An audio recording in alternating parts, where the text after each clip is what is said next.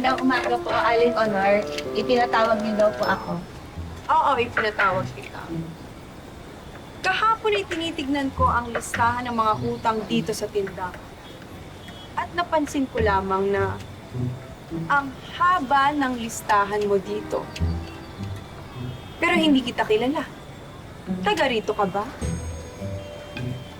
Opo, Aling Honor. Taga rito po ako at dito po ako pinanganak. Ang pangalan mo ay May. At ang apelido mo ay Misteryo. May Misteryo? Opo, Aling Honor. May misteryo po at dito po ako pinanganak. I see, dito ka pinanganak.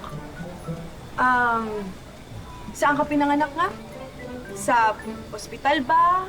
Sa bahay ba? O sa lying-in clinic? Aling Honor, ang sabi po sa akin sa bahay po. Sa bahay. Sa bahay. Saan ang bahay? Aling Honor, hindi ko na po alam. O sige. Ikaw ba'y nag-aaral? Nakapagtapos ka ba ng elementarya? Aling Honor, opo, homeschool po ako kasi nasa loob po kami ng farm. Nakapag-high school ka ba o nakapag-kolehiyo? Dire-diretso po, Aling Honor, kasi nasa loob lang po kami ng farm. Mayroon kang diploma? Aling Honor, wala po. Tutorial lang po kasi nasa loob lang po kami ng farm. Paano ka nakakautang dito sa tindahan kung wala kang diploma? Aling Honor, nakikiusap po ako sa anak niyo po, si Boy. At ikaw, ipinautang mo siya nang hindi mo siya kilala?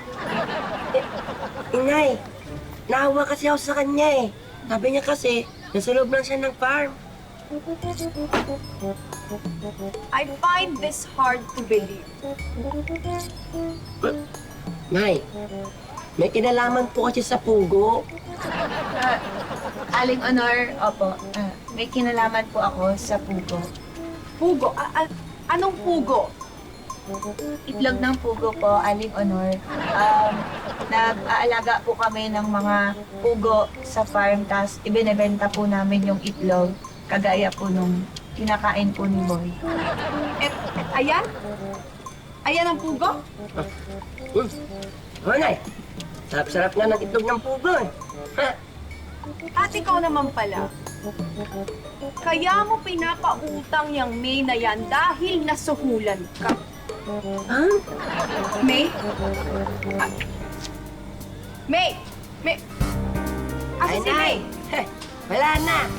Tumakas na siya. Siguro bumalik sa farm. May misteryo. Si May Misteryo.